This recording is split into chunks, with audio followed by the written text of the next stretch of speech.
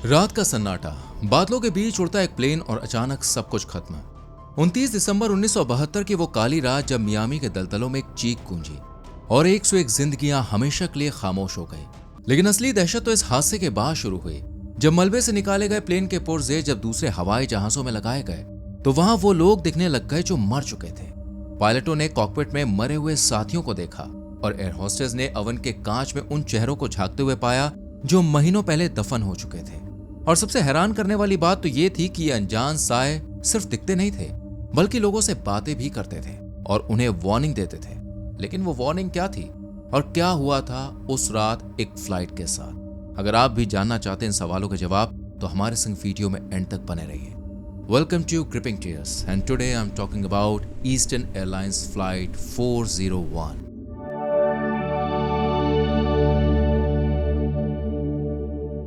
इस कहानी की शुरुआत होती है 29 दिसंबर साल 1972 से, जब न्यूयॉर्क के famous John F Kennedy international airport पर हलचल तेज थी और रनवे पर खड़ी थी ईस्टर्न एयरलाइंस की फ्लाइट नंबर 401, जो कोई आम प्लेन नहीं था बल्कि उस दौर का सबसे एडवांस्ड और आलीशान Lockheed L1011 try star jumbo jet था, जो सिर्फ 4 महीने पुराना था।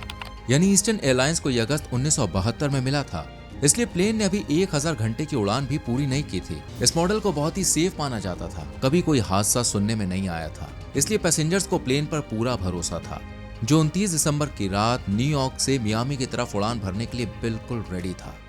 प्लेन में टोटल 176 लोग सवार थे, जिनमें से 163 पैसेंजर्स थे और 13 क्रू मेंबर्स थे, जबकि प्लेन की कमान 55 साल के कप्तान रॉबर्ट लॉफ्ट और 39 साल के first officer Albert Stockstill के हाथों में थे। आपको बता दें, कैप्टन लॉफ्ट एक बेहद ही एक्सपीरियंस्ड पायलट थे, जिन्होंने अपने करियर में कुल 29,700 घंटे प्लेन उड़ाया था, जो एक बहुत बड़ा रिकॉर्ड था। वो ईस्टर्न एयरलाइंस के सबसे भरोसेमंद पायलट्स में से एक थे। वहीं एल्बर्ट के पास 5800 घंटों का एक्सपीरियंस था। वो पहले एयरफोर्स में भी रह चुके थे, इसलिए उन्हें टफ सिचुएशन को संभालने की बहुत अच्छी समझ थी, बहुत ही गजब की नॉलेज थी। इन दोनों के साथ कॉकपिट में flight engineer Donald Don Repo भी बैठे हुए थे, जो प्लेन की तकनीकी बारियों के बहुत उस्ताद थे। उनका काम इंजन और मैकेनिकल सिस्टम पर नजर रखना था।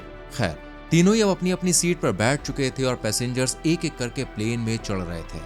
9:20 पर फ्लाइट 401 को मियामी के लिए उड़ान भरनी थी, इसलिए जैसे ही सारे पैसेंजर्स आ गए, पायलट ने प्लेन को रनवे से ऊपर उठाया और आसमान के बीचों बीच ले गए। उस वक्त प्लेन के अंदर सब कुछ बिल्कुल ठीक ठाक था, बिल्कुल नॉर्मल। ज्यादातर पैसेंजर्स मियामी अपनों के साथ न्यू ईयर सेलिब्रेट करने जा रहे थे।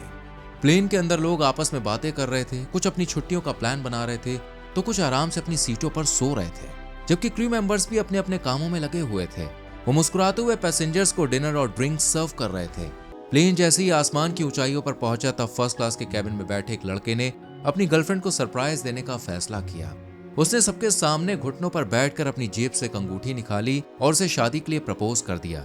लड़की के हाँ कहते ही आसपास बैठे पैसेंजर्स तालियां बजाने लग गए और उस कपल को बधाइयां देने लगे। एयर होस्टेस भी बहुत खुश थीं और उन्होंने उन दोनों को खास ड्रिंक्स सर्व किए। पूरे प्लेन में मानिए एक जश्न जैसा माहौल बन गया था। वो दोनों मियामी पहुंचकर अपनी नई जिंदगी की शुरुआत करने का सपना देख रहे थे, पर उन्हें क्या मालूम था कि जिस खुशी का वो जश्न मना रहे हैं, सेलिब्रेट कर रहे हैं, जिसको वो कुछ ही मिनटों में खौफनाक ट्रेजेडी में बदलने वाली है। खैर, प्लेन को उड़ते हुए अब 2 घंटे बीत चुके थे और रात के करीब 11:32 का समय था।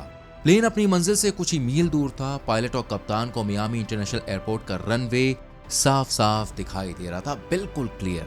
इसलिए उन्होंने प्लेन को लैंड कराने का फैसला किया और लैंडिंग प्रोसेस को फॉलो करते हुए प्लेन को रनवे से अलाइन करने लगे। लेकिन तभी एक प्रॉब्लम आ गई। दरअसल जब भी कोई प्लेन देखिए लैंड करने वाला होता है तो पायलट लैंडिंग गियर यानी पहिए नीचे करने का लीवर खींचते हैं। जैसे ही पहिए अपनी जगह पर ठीक से फिट होकर लॉक हो जाते हैं, कॉकपिट के पैनल पर 3 ग्रीन लाइट्स जल जाती है। ये लाइट पायलट को भरोसा दिलाती है कि अब प्लेन जमीन पर उतरने के लिए बिल्कुल रेडी है। ऐसे ही कैप्टन रॉबर्ट ने भी किया। उन्होंने जैसे ही गियर नीचे किया तो 2 लाइट्स तो जल गई, लेकिन नोज गियर की तीसरी लाइट नहीं जली। अंधेरा होने की वजह से वो बाहर झांक कर भी नहीं देख सकते थे कि गियर खुला है या फिर नहीं है। कैप्टन ने सोचा कि शायद गियर खुला नहीं है और अगर वो ऐसे ही लैंड करेंगे तो प्लेन पलट सकता है, लेकिन हकीकत में नोज गियर पूरी तरह से खुल चुका था। प्रॉब्लम बस इतनी थी कि उस ग्रीन लाइट के पीछे लगा हुआ छोटा सा बल्ब फ्यूज हो गया था।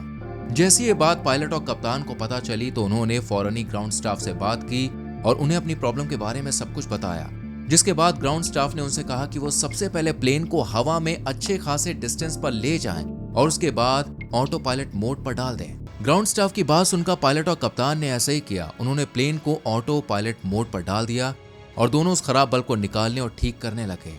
तभी एक ऐसी अनजानी गलती हुई जिसने 101 लोग की जान ले ली।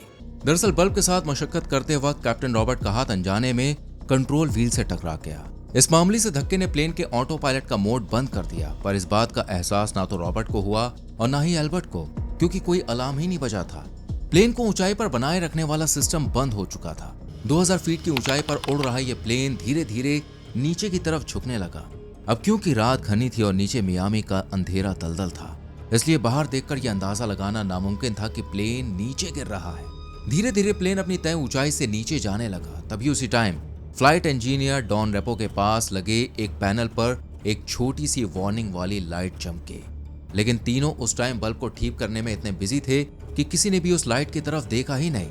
जब प्लेन पानी और दलदल के बिल्कुल करीब पहुंच गया तब अचानक एल्बर्ट की नजर ऊंचाई बताने वाले मीटर पर पड़ी, जिसे देखकर उनकी रूह कांप गई, क्योंकि मीटर 0 की तरफ भाग रहा था। इससे पहले कि वो कुछ समझ पाते, रात के 11:42 पर प्लेन का लेफ्ट विंग फ्लोरिडा के एवरग्लेड्स में दलदल के पानी और ऊंची घासों से टकरा गया।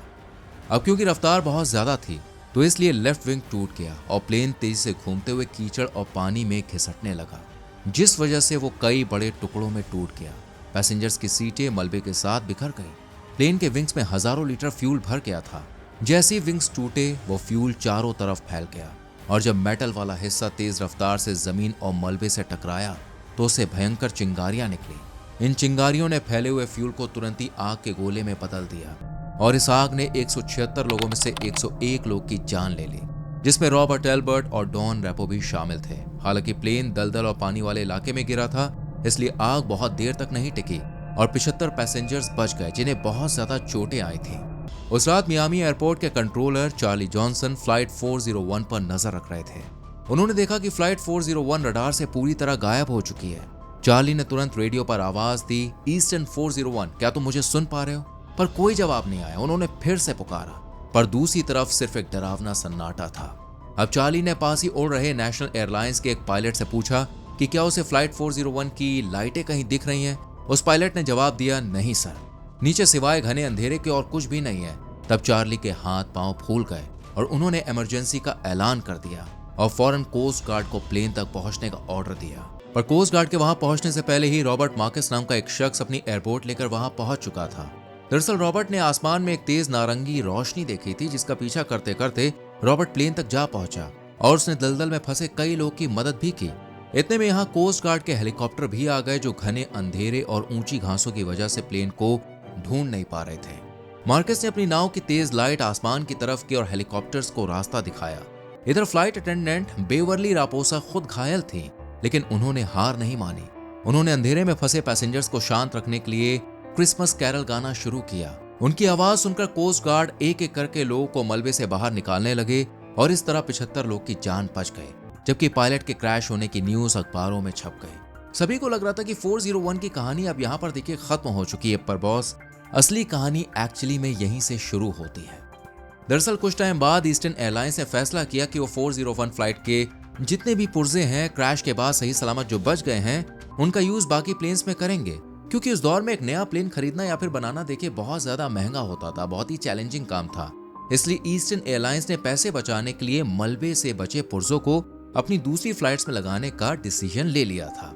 इन्हीं में से एक प्लेन था 318, जिसमें फ्लाइट 401 का अवन लगाया गया था। खैर धीरे धीरे टाइम के संग सब कुछ नॉर्मल हो गया और फ्लाइट्स फिर से उड़ान भरने लगी, लेकिन पैसेंजर्स ने कुछ अजीबोगरीब चीजें, कुछ वियर्ड चीजें महसूस की। उन्हें ऐसा फील होता था जैसे कोई उनके बराबर में बैठा हुआ है, जबकि वो सीट तो खाली होती थी। इस तरह एक बार एक एयर होस्टेस सभी को ड्रिंक सर्व कर रही थी। जैसे वो एक खाली पड़े पैसेंजर सीट के पास से गुजरी तो उसे ऐसा महसूस हुआ जैसे किसी ने उसे ऑर्डर दिया है। उसने पलट कर देखा तो वहां उसी प्लेन का पायलट बैठा हुआ था। ये देखकर एयर होस्टेस घबरा गई और सोचने लगी कि पायलट को तो कॉकपिट में होना चाहिए था, इसलिए वो कंफर्म करने के लिए कॉकपिट में गई जहां पायलट मौजूद था। इसके बाद वो दोबारा उसी सीट के पास आई और ये देखकर वो बिल्कुल शॉक्ड हो गई कि वहां पर अब कोई भी नहीं था। उसने घबरा कर बराबर में बैठे पैसेंजर से कहा कि यहाँ पर एक पायलट बैठा हुआ था, वो कहाँ गया? इस पर पैसेंजर ने साफ मना कर दिया कि यहाँ तो कोई नहीं था और एयर होस्टेस से कहा कि आप तो खुद ही अपने आप से बातें कर रही थी। ये सुनकर एयर होस्टेस के पैरों तले जमीन खिसक गए। उसे बिल्कुल भी सिचुएशन पर यकीन नहीं हुआ। उसने ये बात बाकी एयर होस्टेस के साथ डिस्कस की और उन सभी ने यही कहा कि हाँ, उन्होंने भी अनजान साय को महसूस किया है। आपको बता दें, ये डरावनी घटनाएं ज्यादातर फ्लाइट 318 के साथ ही होती थी, जिसका एक रूह कपा देने वाला खौफनाक किस्सा अब मैं आपको यहाँ पर सुनाने वाला हूँ। लेकिन उससे पहले अगर आपने वीडियो को लाइक नहीं किया है तो कर लीजिए, चैनल सब्सक्राइब कर लीजिए। ये बात है 1973 की। हर रोज की तरह फ्लाइट 318 एयरपोर्ट से उड़ान भरती है, जिसमें पैसेंजर्स के साथ क्रू मेंबर्स आराम से बैठे हुए थे। इन्हीं में से एक थी फे मैरीवेदर, जो उस वक्त ईस्टर्न एयरलाइंस में एक बहुत ही एक्सपीरियंस्ड और सीनियर फ्लाइट अटेंडेंट थी। उन्हें 180 लोगों के लिए खाना गर्म करना था, जिसके लिए फे के पास सिर्फ 2 घंटे थे। इसलिए वो किचन में गई और जैसे ही फे ने खाना गर्म करने के लिए ओवन के पास जाकर उसकी कांच वाली खिड़की को उठाया, वहीं उनके पैर जमे के जमे रह गए। ओवन के कांच में एक्चुअली में उन्होंने कोई परछाई नहीं बल्कि एक इंसान का चेहरा साफ साफ देखा। वो चेहरा किसी और का नहीं बल्कि फ्लाइट 401 के इंजीनियर डॉन रेपो का था। फे बुरी तरह से डर गई और उन्होंने अपनी एक दूसरी साथी को बुलाया। जब उस दूसरी एयर होस्टेस ने ओवन के कांच को देखा तो वो भी बिल्कुल शॉक्ड रह गई, क्योंकि डॉन रेपो का चेहरा वहां पर अभी भी मौजूद था, जो उन दोनों को गौर से देख रहा था। और सिर्फ देख ही नहीं रहा था बल्कि उन्हें वार्निंग देते हुए कह रहा था कि संभल कर, इस फ्लाइट में आग लग सकती है। ये बात डॉन रेपो बार बार रिपीट कर रहे थे। फे रेपो की बात सुनकर इतनी ज्यादा घबरा गई थी कि वो कांपते हुए अपने सीनियर ऑफिसर के पास पहुंची और उनसे साफ साफ कहा कि उस ओवन में कुछ बहुत अजीब है और उसने मुझे खतरे के बारे में वार्न किया है। शुरुआत में ऑफिसर्स को लगता है कि फे शायद टायरिंग हो गई है, इसलिए उन्हें ऐसा कुछ वहम हुआ होगा। लेकिन जब दूसरी एयर होस्टेस ने भी इस बात को कंफर्म किया तो ऑफिसर ने तुरंत ही फ्लाइट को लैंड करने के लिए कहा, जिसके बाद फ्लाइट सही सलामत लैंड हो गई। और सर्विसिंग के लिए जब उसे भेजा गया तो वहां इंजीनियर्स की टीम ने उस ओवन और उसके आसपास की इलेक्ट्रिकल वायरिंग की बहुत अच्छे से जांच की। तो जो सामने आया उसे देखकर इंजीनियर्स भी शॉक्ड रह गए। दरअसल ओवन के ठीक पीछे वाले हिस्से में कुछ तार अपनी जगह से थोड़े से खिसक गए थे और लगातार आपस में रगड़ यानी कि रबिंग खा रहे थे, जिस वजह से उन तारों के ऊपर चढ़ा हुआ प्लास्टिक का इंसुलेशन घिसकर पूरी तरह से हट चुका था और तार ओवन की मेटल बॉडी के बिल्कुल करीब आ गए थे। अगर फे मैरीवेदर उस ओवन को चालू करती तो जैसे ही बिजली का लोड बढ़ता ना, तो वायर ओवन की बॉडी से टकरा जाते, जिससे एक जोरदार शॉर्ट सर्किट होता और भयंकर चिंगारियां निकलती, जो पल भर में एक ऐसी आग में बदल सकती थी कि उसे काबू कर पाना बिल्कुल इम्पॉसिबल हो जाता। इसी खतरे से बचाने के लिए डॉन रेपो ने फे को वार्न किया था, क्योंकि वो फ्लाइट इंजीनियर थे। उनका काम ही यही था कि उड़ान के दौरान प्लेन के इलेक्ट्रिकल और मैकेनिकल सिस्टम में कोई भी खराबी ना आए। इस घटना के बाद ऐसा लगा मानो उन्होंने मरने के बाद भी अपनी इंजीनियर वाली नजर से उस छुपी हुई गड़बड़ को देख लिया था, जिसे जिंदा इंजीनियर्स भी नहीं देख पाए थे। डॉन रेपो की वजह से प्लेन में जो बैठे हुए लोग थे उनकी जान बच गई। हालांकि कंपनी ने इस बात को देखिए दबा दिया था, ज्यादा उठने नहीं दिया। दरअसल जब इंजीनियर्स ने अपनी रिपोर्ट में साफ तौर पर शॉर्ट सर्किट और आग के खतरे की बात कही तो कंपनी ने उस ओवन को तुरंत ही फ्लाइट 318 से बाहर निकाल दिया। उन्हें ये डर था कि अगर ये बात बाहर निकल गई कि एक साय ने प्लेन को बचाया है तो कंपनी की बहुत बदनामी हो जाएगी, इसलिए ओवन को पूरी तरह से डिस्ट्रॉय कर दिया गया। साथ ही कंपनी ने अपनी उन सभी फ्लाइट्स की लिस्ट निकाली जिनमें फ्लाइट 401 का कोई भी छोटा मोटा पार्ट लगाया गया था। एंड हैरानी की बात यह थी कि कंपनी ने इस पर कभी भी कोई ऑफिशियल बयान नहीं दिया। लेकिन रिकॉर्ड्स बताते हैं कि 1974 के बाद से उन प्लेन्स में 401 का एक भी पुर्जा नहीं बचा था, यानी कि उन सभी को निकाल दिया गया था। उसके बाद से साए दिखने बंद हो गए और एयर होस्टेस को ओवन के कांच में फिर कभी डॉन रेपो का चेहरा दिखाई नहीं दिया। लेकिन क्या सच में पुर्जे हटाने के बाद डॉन रेपो की आत्मा को शांति मिल गई होगी, या वो आज भी किसी फ्लाइट में मौजूद है? क्या ओपिनियन है आपका? कमेंट कर सकते हैं। ये कहानी आपको कैसी लगी जरूर बताइएगा।